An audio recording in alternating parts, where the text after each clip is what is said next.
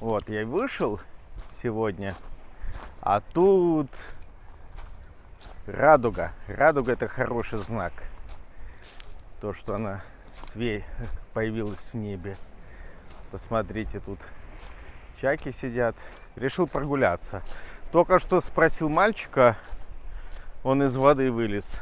Говорит, температура 22 градуса. Я удивился, что он купался, а выяснил, что мама у него шведка, а отец испанец. Мальчик высокий, худой, похож на шведа. И для него 22 градуса это круто. Вот. Значит, смотрите, я понял, тема с образованием вам зашла, и вы там прямо аж возбудились в комментариях вовсю. Пишите мне. Я даже не знал, что вам так залетит. Я с удовольствием продолжу тему образования. Готов с вами спорить конструктивно. Давайте не будем заниматься взаимными оскорблениями. Это бессмысленно. Все-таки я уже дожил до такого возраста, когда мне, претензии к моей внешности, к тому, как я говорю, чего я достиг, не достиг. Как-то вряд ли сложно пробить меня такими наездами. Давайте по конструктиву. Да, кстати, подпишитесь, отошлите знакомым. Хотя бы, если вы мои любимые хейтеры, а я вас тоже люблю, отошлите знакомым, потому что даже если вы хейтеры, вместе с знакомыми можете приходить и писать мне, что я картавый, что я лысый, что я старый, да что угодно. Вот. Я все это и так знаю. Но если вам так легче, считайте, что это у вас будет такая вот форма самотерапии. Вы будете мне писать то, что я и так знаю, а вам от этого будет легче. Как вам такая идея? Поэтому спокойно можете ставить мне лайк, дизлайк. Фу, я такой противный, ужас. Вот. Похож на морского котика, которого выбросили на берег. Он все время картаво что-то вам вещает. Да, самокритично. И, конечно, напишите мне комментарий, какое прекрасное образование в России. Давайте в плане дискуссии.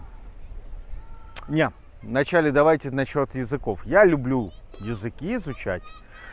Сейчас в силу возраста мне, конечно, лениво уже это делать, но, в принципе, я люблю их изучать. С английским языком, вообще с языками началось все очень интересно. Потому что начал я с изучения французского языка. По понятным причинам. В Советском Союзе я попал по территориальному признаку в 40-ю школу. И это, как вы знаете, в Краснодаре школа с углубленным изучением французского языка. Плюс она еще и... они меня услышали, как я картавлю, и говорят, все, чувак, ты француз. Да, je suis français. Когда меня вдруг будут бить, я буду кричать je suis français, а не то, что вы подумали. И 1 год я учил французский язык, а потом я поменял школу и учил английский язык. И, честно скажу, английский мне давался с большим трудом. Спасибо родителям за то, что они меня отправляли на занятия к преподавателю. Наняли мне репетитора. По-моему, это была моя учительница из школы же. Я, как помню, я к ней ходил там достаточно далеко ходил сам пешком на занятия. Но сложно он шел у меня. Альтернатива была немецкий язык. И потом я ходил еще к одному преподавателю, тоже меня наняли. В общем, что-то с английским у меня тяжело было в начале.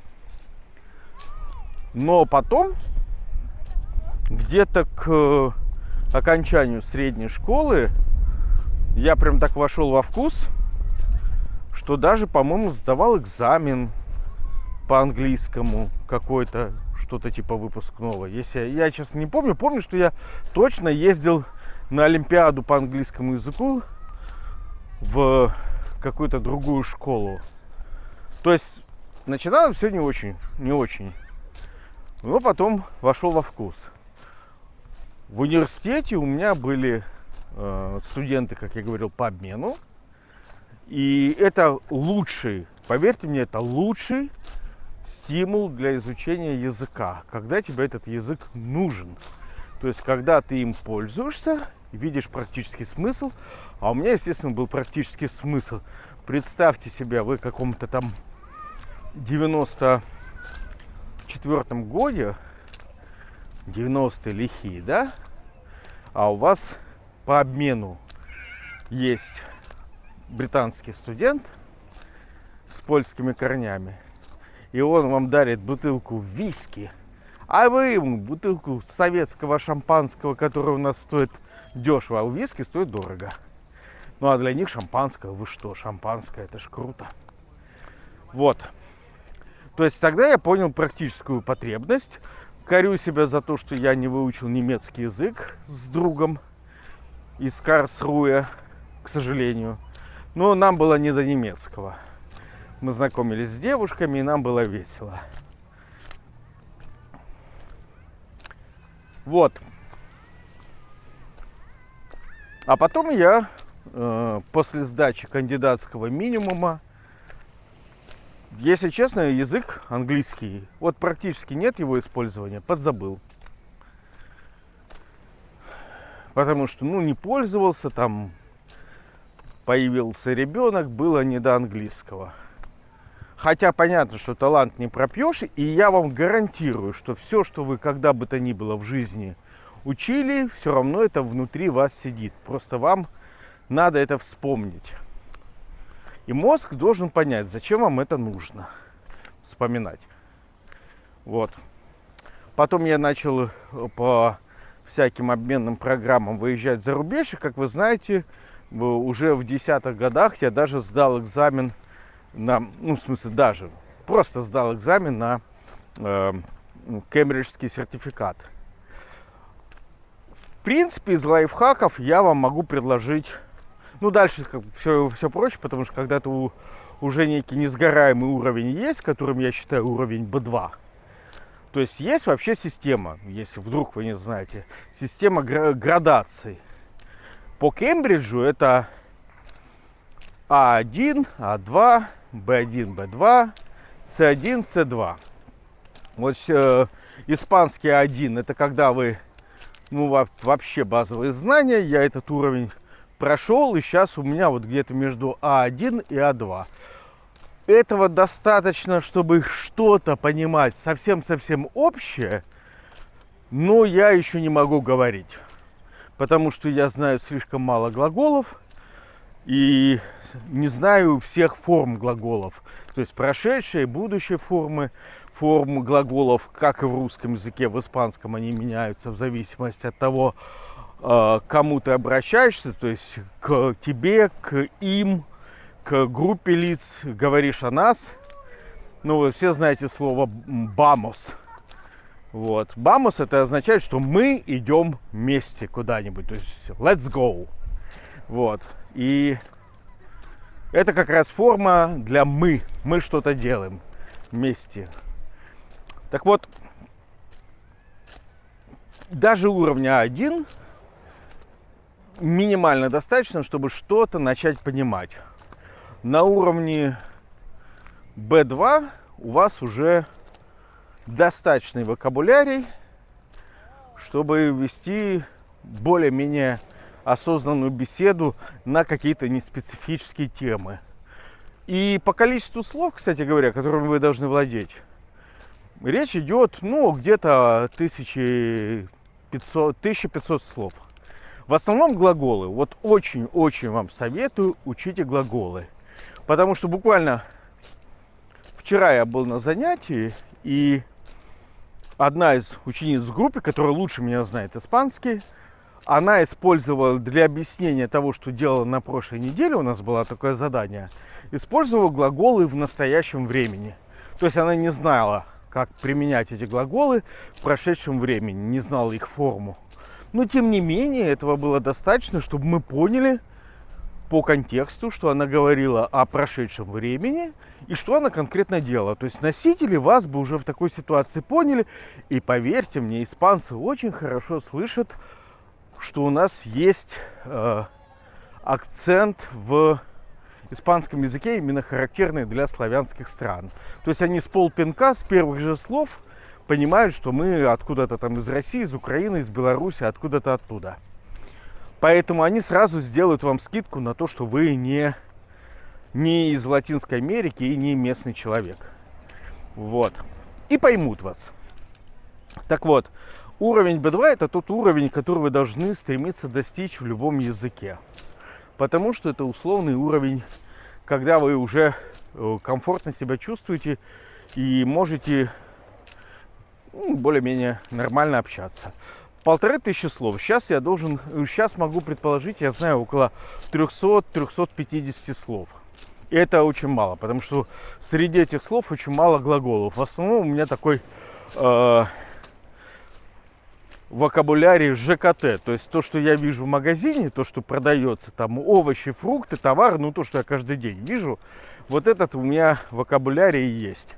То есть у меня сейчас в словарном запасе больше всяких существительных и всяких прилагательных. То есть там цвета, характеристики, суаве, допустим, мягкий, или фуэрте.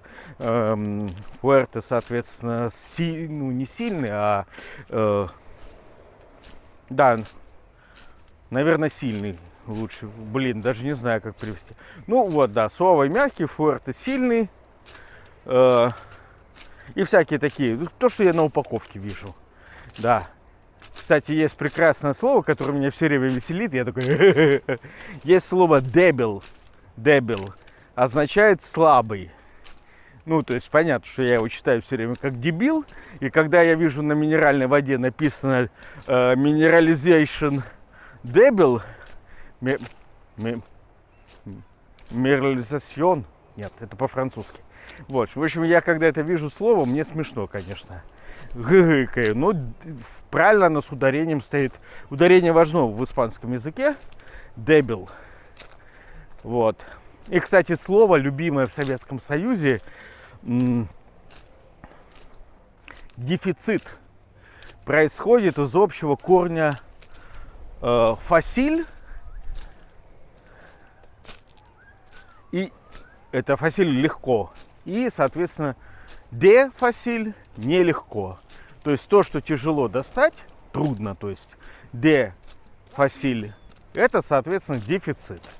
Вот какие слова мы используем в нашем советском жаргоне, вокабулярии из французского и испанского языка. Это тоже в испанском языке есть. Фасиль или де-фасиль. Но это больше из французского, конечно, пришло в русский язык. Вот. Кстати, да, ремарочку такую сделаю вам. Французский язык, безусловно, намного сложнее, чем испанский. Безусловно. Прям, не в 2 раза, но на 70% сложнее, чем испанский, точно.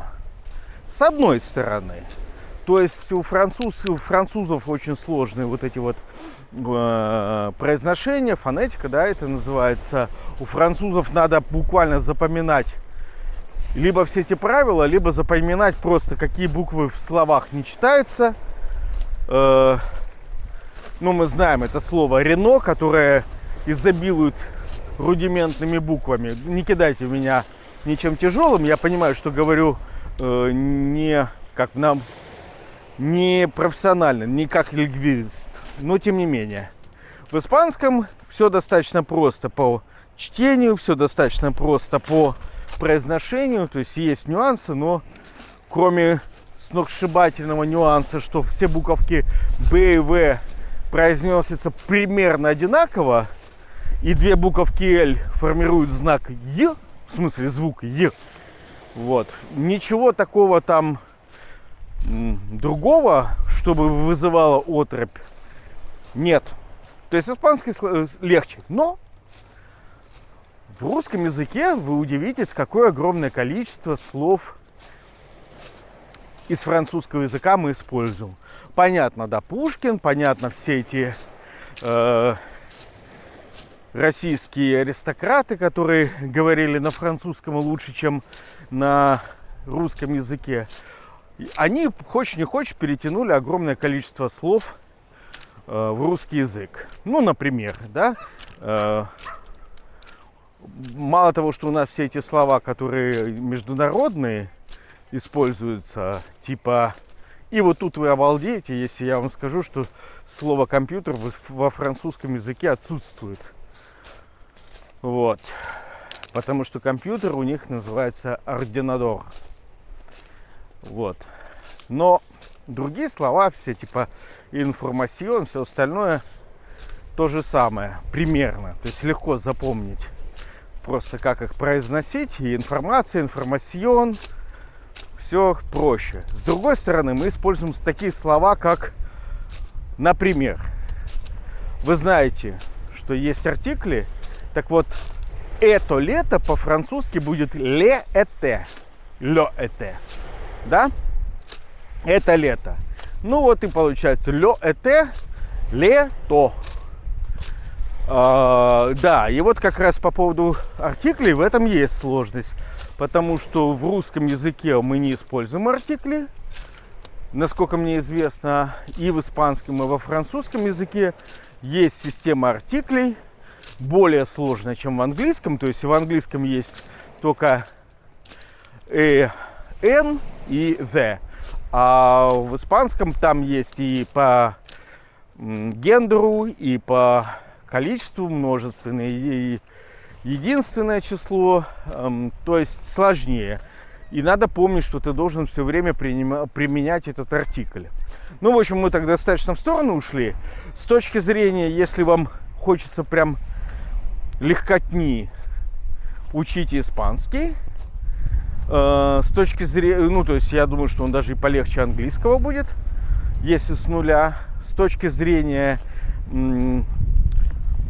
удобства запоминания слов, мне кажется, французский интереснее, потому что много слов пересекается по смыслу, да и в принципе у нас глубокая интеграция между Россией и Францией по культурным связям, то есть у нас все эти Александры Дюма и все эти референсы на... Ну, то есть мы хорошо знаем, на самом деле, историю Франции, так исторически сложилось, и культуру Франции знаем хорошо, и литературу знаем, а вот с Испанией у нас посложнее. То есть мы достаточно далеко от Испании, и Испания не принимала участие в жизни Российской империи, в смысле непосредственно, как, допустим, тот же Наполеон или идеалы французской революции, которые повлияли на всю Европу и на Российскую империю в частности. Вот. Французский, конечно, сложнее произношением, и французский сложнее по грамматике, в моем понимании. Но я не профессиональный лингвист, я говорю только с точки зрения, как сказать, пользователя. То есть человека, который учил этот язык французский для жизненной необходимости. Ну вот. Уровень B2 это несгораемый в языке, с которого вы уже вряд ли сможете язык забыть и сможете им пользоваться. Ну а дальше, ну прям чтобы вот получать удовольствие от разных акцентов, от того, что ты слушаешь английский акцент, в смысле лондонский акцент, или там ты можешь услышать разницу между ирландским акцентом и шотландским акцентом, или американские разные акценты разного побережья, или южный акцент американский услышать. Я очень генерализирую, то есть, понятно, акцентов только в Великобритании и Ирландии больше 24, а и в Соединенных Штатах акцентов больше, чем 3. Очень смешно слышать канадцев, у них такие часть слов английских, типа rubbish, а американцы говорят на мусор garbage. Или trash. Ну вот канадцы, у них половина слов таких, половина слов таких. Ну тоже достаточно понятный язык английский, более понятный, чем чем британский. Что я вам рекомендую? Есть несколько приложений для поиска языковых партнеров. То есть мозг обязательно должен понимать, зачем вам нужен этот язык. Насчет понимать. Я вчера столкнулся, видимо, с жительницей Украины или России,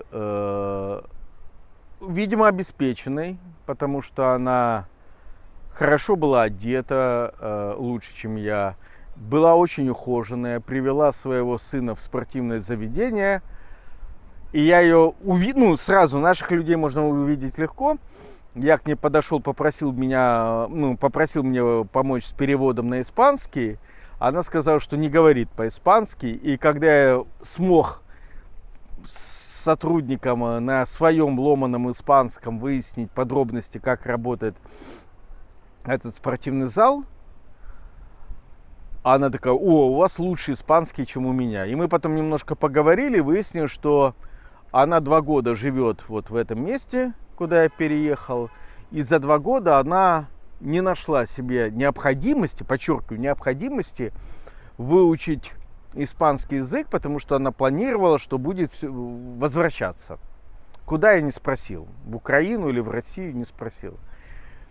Ну вот недавно они с мужем решили, что она не будет возвращаться, в смысле семья не будет никуда возвращаться, и поэтому она решила учить испанский язык. Вот так тоже бывает. То есть 2 года и не было принято такое решение. То есть мозг должен понимать, зачем вам этот язык нужен, тот или иной. Английский, в моем понимании, нужен для того, чтобы строить успешную карьеру. Для любого человека, который хоть как-то связан с технологиями, английский язык просто обязателен, потому что айтишник вообще в принципе не может работать нормально без английского языка. Есть просто некие моменты, где нету никаких документов на русском языке, либо они просто неправильно переведены, некорректно. Поверьте мне, как человеку, который несколько лет подряд переводил тексты с английского на русский и наоборот. Я специально составлял словарик из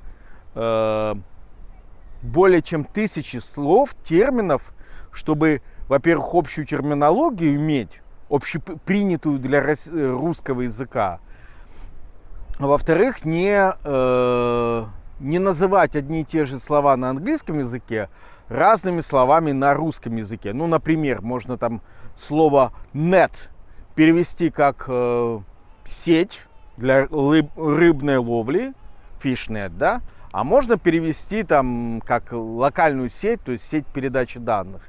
Ну, я так очень понятный, грубый пример вам привел. Есть другие термины, которые более специфические. Так вот, английский нужен для того, чтобы вы понимали, так сказать, документацию от первого лица. Плюс, конечно, если вы там используете какие-то средства администрирования, языки программирования, это все на английском, как правило. И нужно владеть английским языком хотя бы на уровне B2. Вот.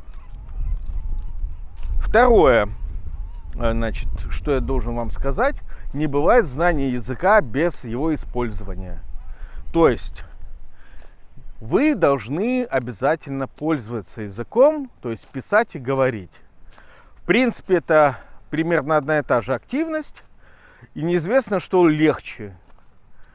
Ну, кому-то сложнее писать, кому-то сложнее говорить. Но нужно делать и то, и другое, потому что разного типа активности, и на экзаменах они по-разному оцениваются. Потому что любые экзамены — это как минимум 4 части: восприятие на слух, чтение, говорение, то есть устная речь, и письменная часть. Поэтому нужно уметь и то, и то, и то. Я полагаю, что писать чуточку легче. Ну, хотя бы по причине того, что у вас нету такого психологического барьера, что вам нужно перед каким-то человеком раскрыться. Или вы можете где-то там подсмотреть. Первый, самый главный совет, который я могу дать, самый главный, вообще главнее этого совета нет никакого. Пишите, говорите неправильно. Пишите, говорите неправильно, потому что вы хоть как-то будете эту активность у себя поддерживать. Потом, если вы будете языком пользоваться, а, кстати, неправильное письмо или говорение поможет вам преодолеть вот этот пресловутый психологический барьер, что вы не можете написать или поговорить. То есть, если вы пишете, ну, грубо говоря, с ошибками, носитель языка или какой-то продвинутый пользователь вас все равно поймет. Все равно поймет. По контексту, поймет, что вы, вот я вчера разговаривал с сотрудником Красного Креста. Девушка очень стеснялась со мной разговаривать на английском, когда я с ней познакомился несколько недель назад. Она меня понимала, но отвечала мне на испанском. А вчера она набралась смелости и начала говорить со мной на английском языке. И она употребляла некоторые слова неправильно. То есть вообще не должна была их употреблять, они не подходили. То есть, ну, это не те слова, которые должны были быть в этом случае по контексту. Но она их употребляла. И я, поскольку лучше ее знаю английский язык, я понял, что она просто неправильные слова употребляет. Естественно, не стал ее поправлять. Ей бы это не понравилось, и она была бы не в восторге. И замкнулась, наверное, перестала бы со мной говорить по-английски. Вот. Я просто ее понял по контексту и понял, что вот она ошибается. Так что совет номер один: просто пишите, говорите то, что вы считаете нужным, чтобы наладить эту коммуникацию. Со временем вы начнете сами себя поправлять. И так делают обычные люди, даже носители языка. То есть я, когда говорю что-то, иногда у меня возникает ощущение, что я должен использовать другие слова даже в русском языке. Вот. Это нормальное поведение. Но главное, вы переборете вот этот психологический барьер, что вы не можете говорить, вас никто не понимает. Вы начнете говорить, и вас все будут понимать. И тогда ваш мозг начнет понимать: блин, вот он зачем язык, чтобы вы могли себя выразить, чтобы вы получить удовольствие. И это вторая, самая важная вещь. Самая важная вещь, которая, возможно, вас успокоит и направит на нужный путь. Язык надо учить с удовольствием. Как только у вас изучение языка превращается в каторгу, как только у вас изучение языка превращается в муку, прекращайте, передохните, пойдите чего-нибудь вкусненького скушайте, чтобы был всплеск дофамина и серотонина, чего-то, окситоцина, чего-нибудь еще, каких-нибудь приятных гормонов. И возвращайтесь уже после этого. Ни в коем случае не должно быть такого, что вы насилуете себя и заставляете себя учить язык. Вы просто выработаете у себя отвращение к этому языку, и вам придется потом возвращаться и этот блок преодолевать. Кстати, вот в этом есть объяснение, почему семьи смешанные легко осваивают язык друг друга. Потому что, ну, они только познакомились, у них любовь, у них всплеск всех возможных гормонов, у них удовольствие, связанное с тем, что они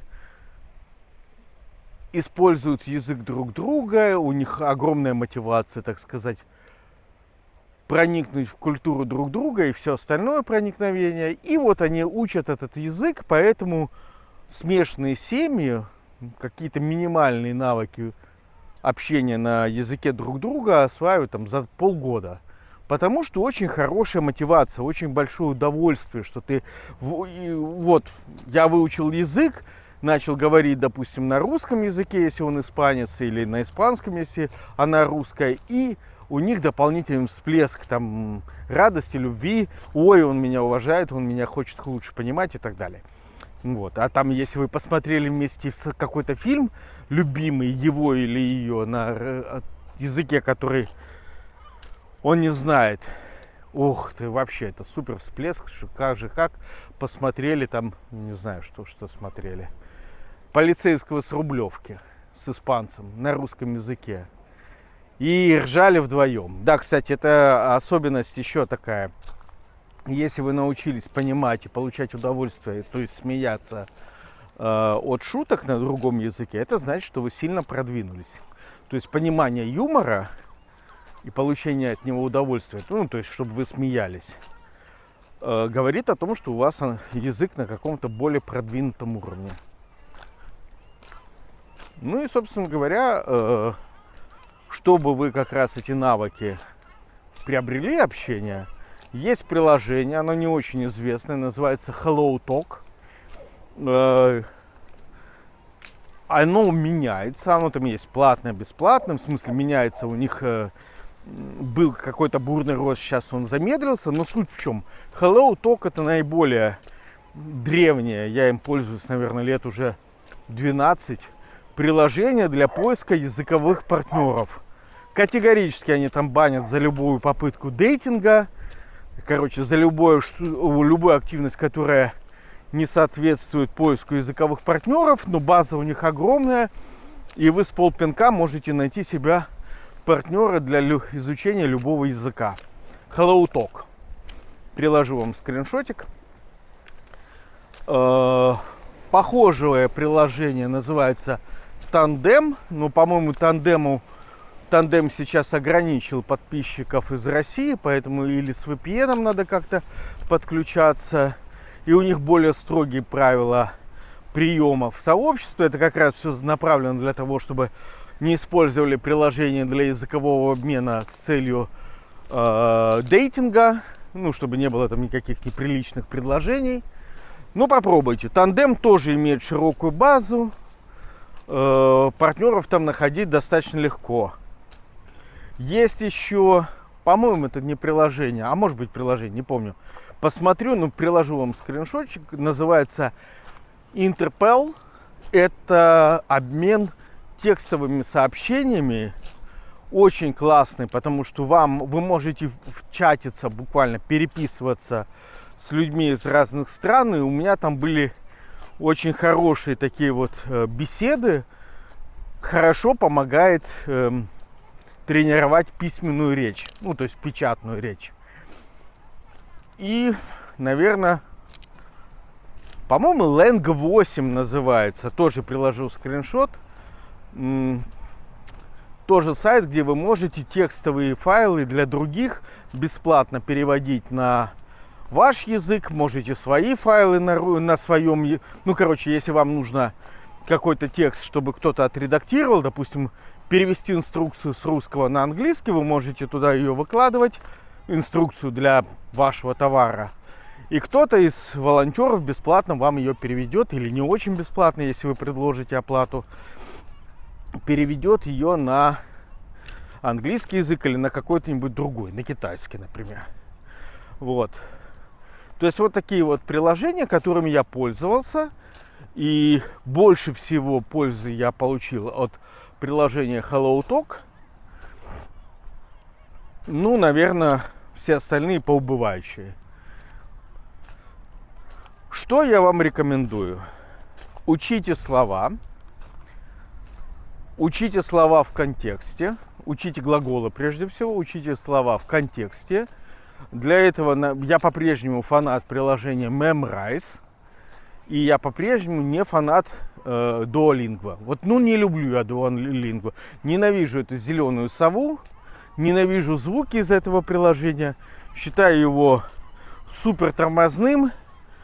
И вообще, если я слышу звуки Duolingo, я сразу с подозрением смотрю на человека, который им пользуется. А вот Memrise я люблю, потому что там они развивают приложение, они его постоянно добавляют, и платные подписки всякие продвинутые добавляют. Но у меня есть зуб на Memrise, несмотря на все мои ухищрения, они по-прежнему считают меня подписчиком из России и не дают покупать подписку. Но у них есть так называемые комьюнити-курсы, то есть курсы, где вы получаете бесплатно некий уровень знания языка, как правило, до уровня C1, C2. То есть C1, C2 это уже уровень такой сильный продвинутый. Да, совсем забыл по поводу экзаменов. Сами такие участники, видите, присоединились. Чтобы поступить в университет в Испании или в любой другой стране, от вас потребует знание языка выше уровня B2. Дело в том, что вот эта шкала, которую я говорю, кембриджская, ну или вернее, она европейская шкала, да, она европейская, она применима не только для английского языка, но и для испанского, для всех остальных языков. Так вот эта шкала, она, это одна из возможных шкал. Для поступления в англоязычные вузы используются разные системы проверки знаний. Самые известные вам это IELTS, система австралийцами разработана, и TOEFL. TOEFL, по-моему, британская система. В этих системах уровни разные, то есть там разная система оценки, разные баллы, но, допустим, по IELTS, который я сдавал несколько раз, примерное соответствие такое. Уровень B2 соответствует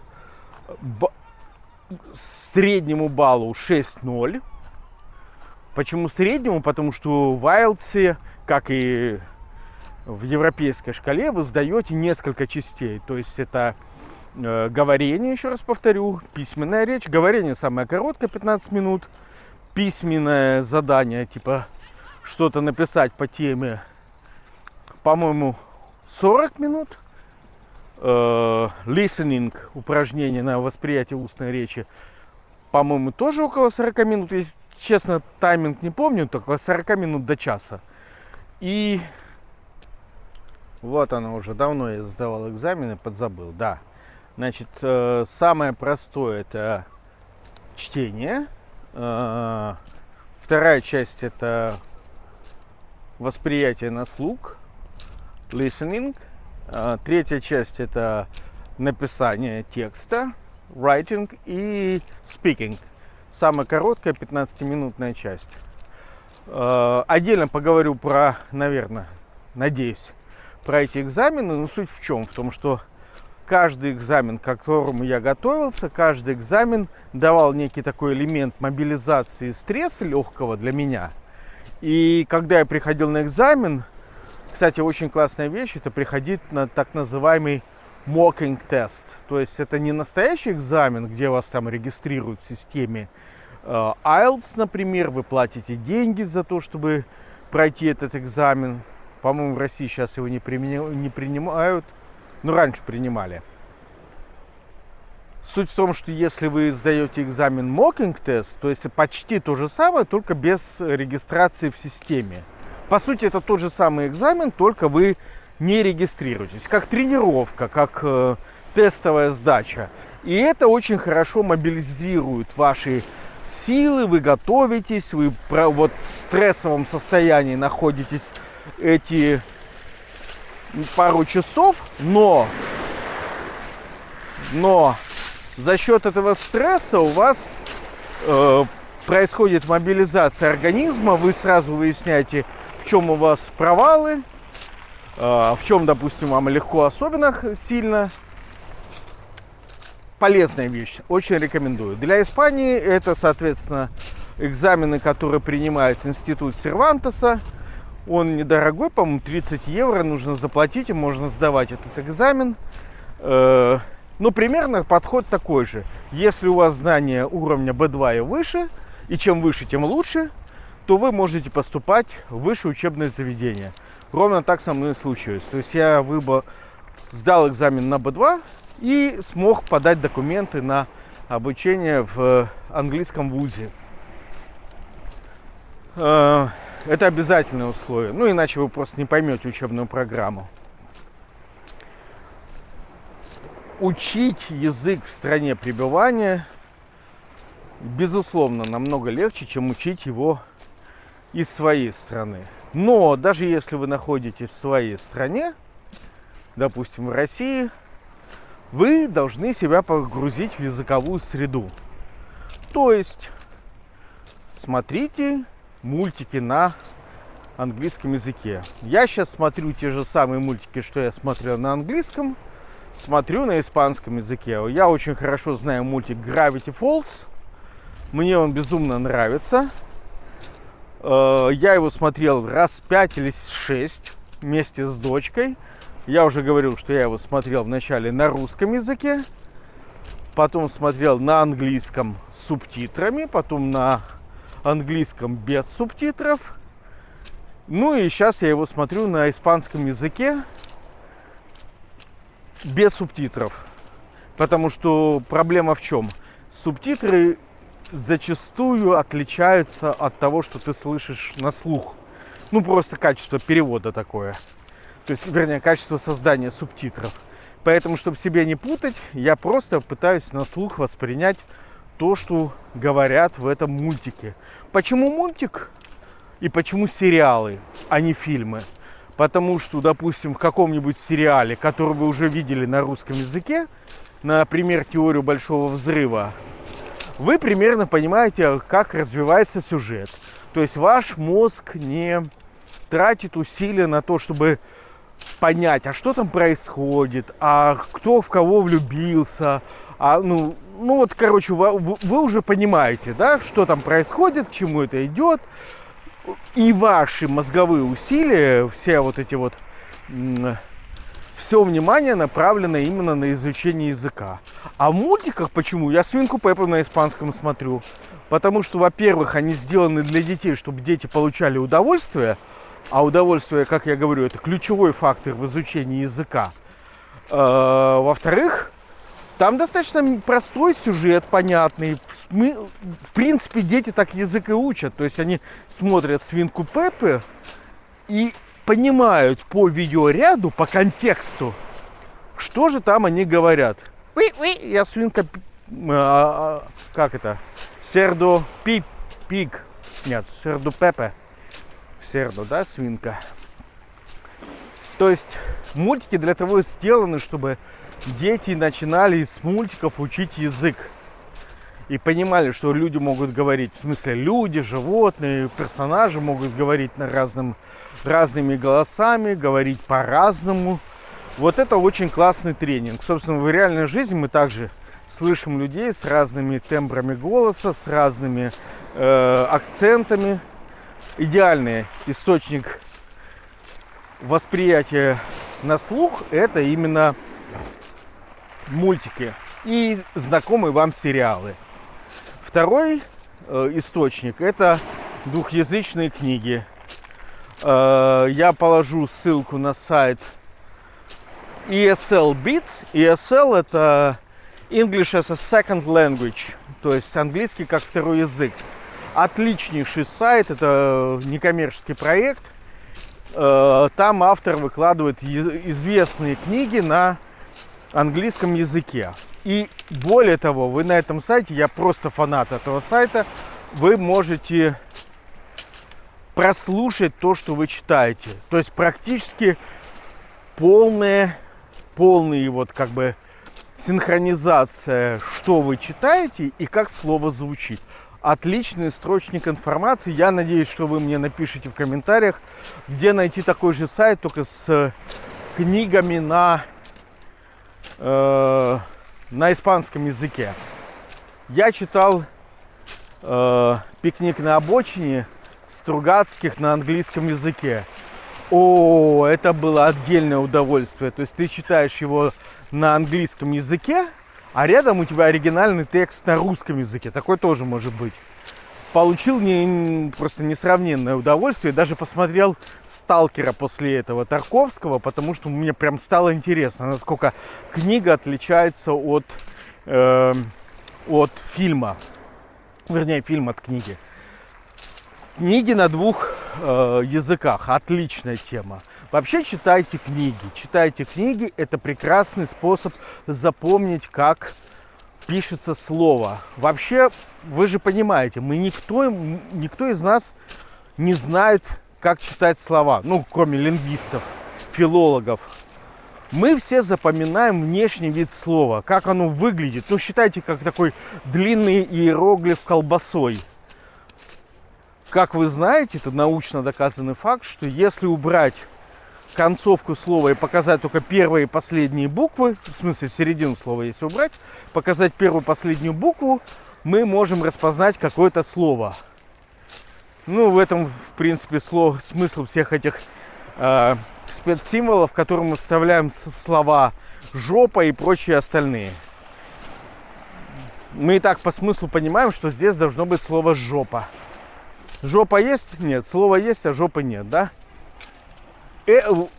Потому что мы понимаем по контексту, что вот должно быть слово «жопа». Даже если там букв не хватает. Читайте книги. ESL Bits.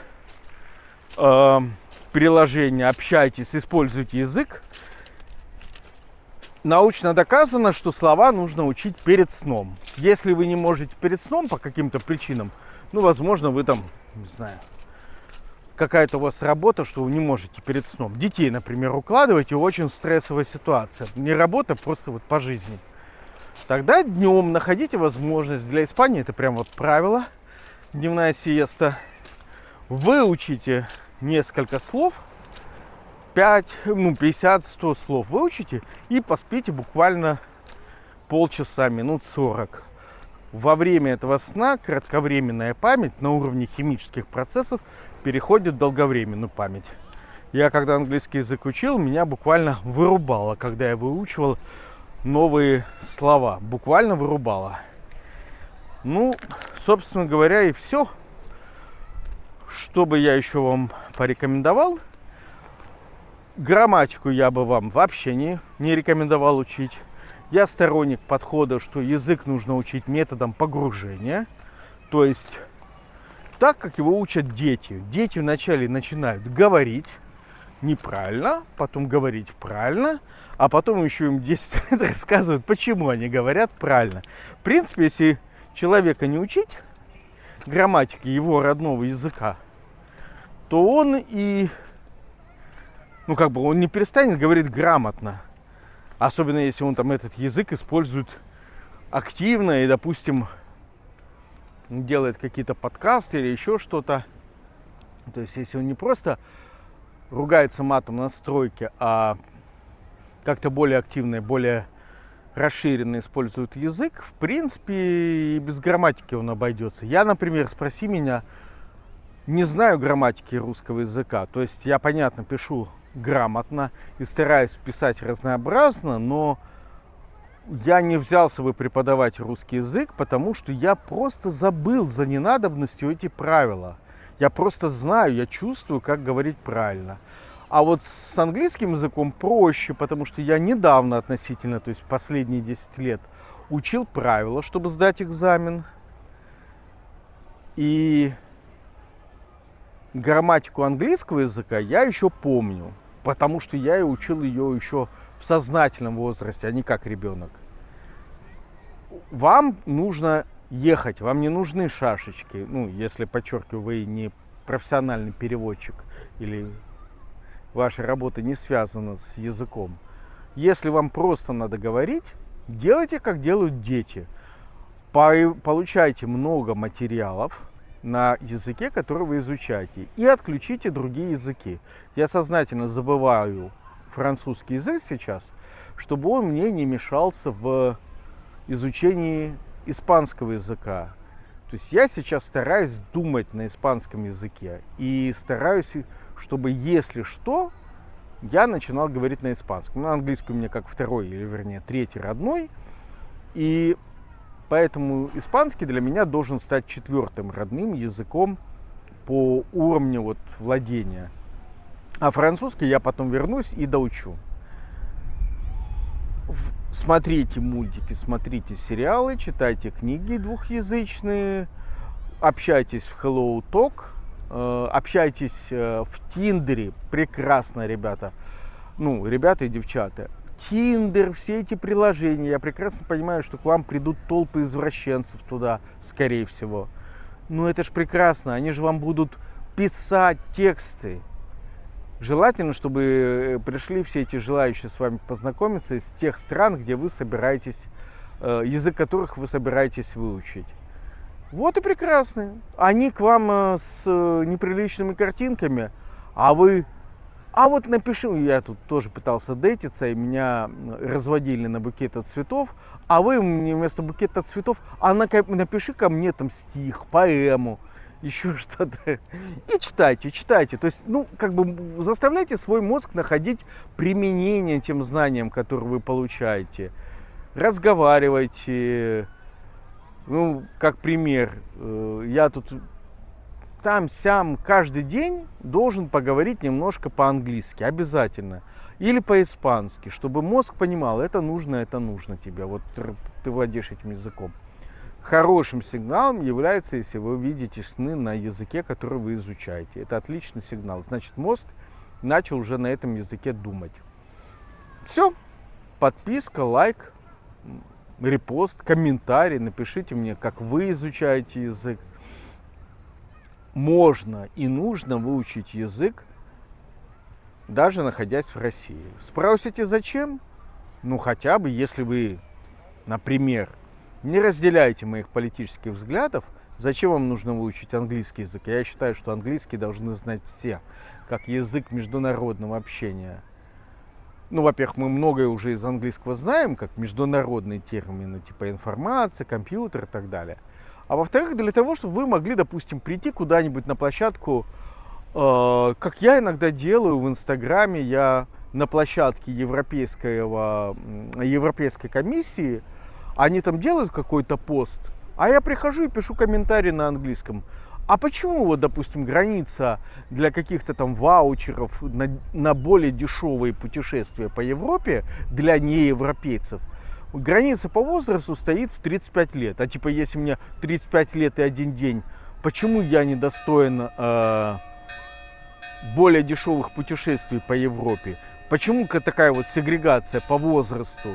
То есть я не могу написать в вакансии, что не найму на работу 20-летнего, а Европейская комиссия не хочет мне, 48-летнему, делать скидку на путешествие по Европе. Вот, то есть у вас знание английского языка дает возможность прийти и выразить свободно свою точку зрения. Боженька со мной согласен. Вот. И плюс вы можете читать в оригинале на английском языке большинство новостей. Можете посмотреть, что там пишет Илон Маск, можете почитать, что там пишет, не знаю, кто угодно. Огромное количество всяких онлайн-трансляций есть, типа новостей, телевизионных каналов.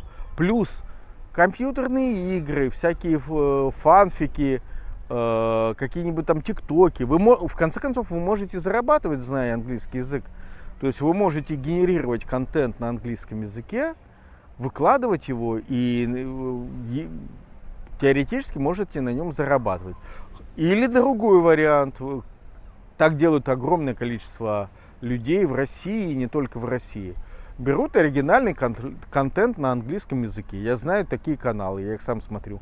Про новости науки, техники, стартапы, там всякие изобретения. Берут оригинальный контент на английском языке, переводят его. Иногда есть такие халявщики, они партнеры, которые переводят его через искусственный интеллект.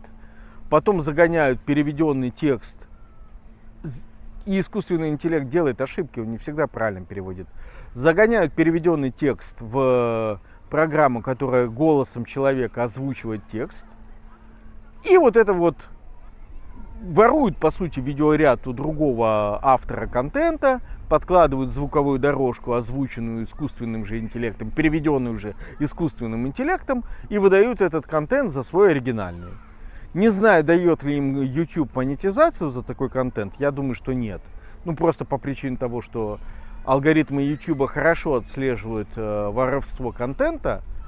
Ну, наверное, есть какие-то трюки, чтобы обходить эти ограничения и вот таким образом, ну, как минимум, раскручивать свой канал. То есть тебе не надо придумывать никакой контент.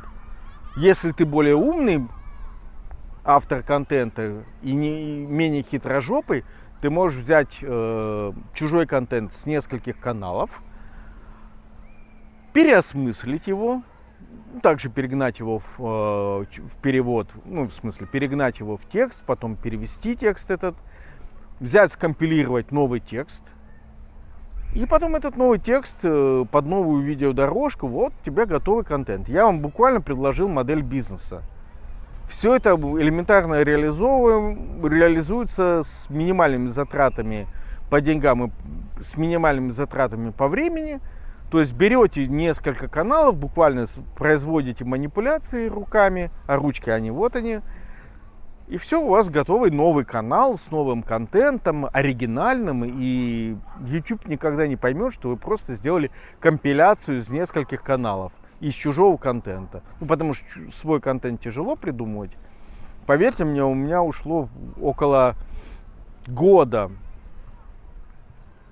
Вот когда я эту избирательную кампанию начинал в 2020 году, я примерно в это время начал активно развивать свои соцсети. По необходимости я начал записывать ролики и выкладывать в YouTube и в Instagram. Но все равно у меня год заняло, чтобы я привык к своей внешности на экране. Как я говорю, то есть я-то себя слышу по-другому, чем я звучу на камере, как я выгляжу. Поэтому не все готовы на то, чтобы себя видеть. Ну вот вы можете с помощью знания английского языка генерировать контент на русском языке или на украинском, или на том, какой вы хотите, просто используя чужой контент и переводя его. Все, вот, бизнес-модель. Вот зачем вам нужен английский язык. Ну и, естественно, девушки, обращаюсь к вам.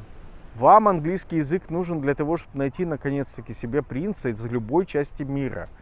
Не только из Испании, тут принцы своеобразные, но и из любой другой части мира, какая вам нравится. Хоть там, я не знаю, высокого, красивого, богатого немца, хоть шведа, хоть, я не знаю, какого-нибудь зажиточного папика из Англии, который вот-вот умрет и, возможно, вам завещает замок. Английский – это буквально мостик во весь остальной мир. Вы можете общаться с любым человеком, практически любым, во всем, так сказать, продвинутом мире. Знаете, что самое интересное? Вчера я себя опять почувствовал униженным и оскорбленным, потому что девушка, которая пришла на занятия, первый раз на занятия испанским языком, одновременно со мной, она говорила лучше на испанском языке, чем я, а она по внешности из Юго-Восточной Азии. Она на испанском говорила лучше, чем я, но она не знала, что означает слово «театр», и она не знала, что означает слово «оркестр». То есть вы понимаете, каким говном я в очередной раз себя почувствовал. Напишите, кстати говоря, почему вы думаете, я говно и по другим причинам, если вам хочется. Или напишите, почему я молодец. Ну вот представьте себе, каким говном я себя чувствую, если рядом со мной сидящий человек говорит лучше меня на испанском, но она не знает, что такое театр, не знает, что такое оркестр. И мы ей всей группой объясняли, буквально знаками показывали, что такое скрипка, что такое, там, не знаю, пианино, что такое оркестр, чтобы она поняла, и что такое театр. Вот так вот. Нормой для всего мира, еще последнее слово, нормой для всего мира является, когда люди говорят на нескольких языках. Даже в Соединенных Штатах, ну, тупые американцы, цитата Задорнова, американцы тоже владеют несколькими языками. Это все слухи, что вот американцы глупые, ничего не знают. Нет, это ложь. Я с очень многими американцами общался, учил английский язык. Американцы владеют, как правило, языком своих родителей, иммигрантов, то есть там, если они выходцы из Германии, они знают немецкий, если они выходцы из России, знают русский в какой-то степени, украинский, как вот та же Мила Йовович. И они знают, очень многие знают испанский язык. 80 миллионов Соединенных Штатов говорят на испанском языке. Это, кстати, еще одна большая причина, почему нужно учить испанский язык. Потому что будет тупо удобнее, дешевле жить в Соединенных Штатах. Мы кто-то там, кто родился в Советском Союзе, мечтали, будучи еще детьми в Советском Союзе, попасть в Соединенные Штаты. Ну, кто-то мечтал. Ну вот, попадаете в Соединенные Штаты наконец и говорите на испанском языке, сможете нанять дешевую рабочую силу или, допустим, няню для своих детей. Есть практическая польза, экономическая польза фактически для того, чтобы владеть и испанским языком, помимо английского. С практической точки зрения считайте два языка наиболее практически полезным. Китайский, возможно, тоже полезен, но, извините, китайский в 10 раз более сложный, чем испанский, и в 7 раз более сложный, чем английский. Даже страшный для меня немецкий язык по сравнению с китайским легкотня. Все, всем пока. Ставьте лайки, еще раз говорю, подписывайтесь, расшаривайте это. Пишите мне в комментариях, какие еще приложения вы хотите узнать, о чем я еще должен рассказать по изучению языка. Я, наверное, потрачу еще некоторое время, еще раз вернусь к этой теме, и не раз, чтобы рассказать вам о том, почему я считаю, что изучать язык с искусственным интеллектом лучше, чем платить деньги преподавателям на каком-нибудь профи.ру. Все, всем пока.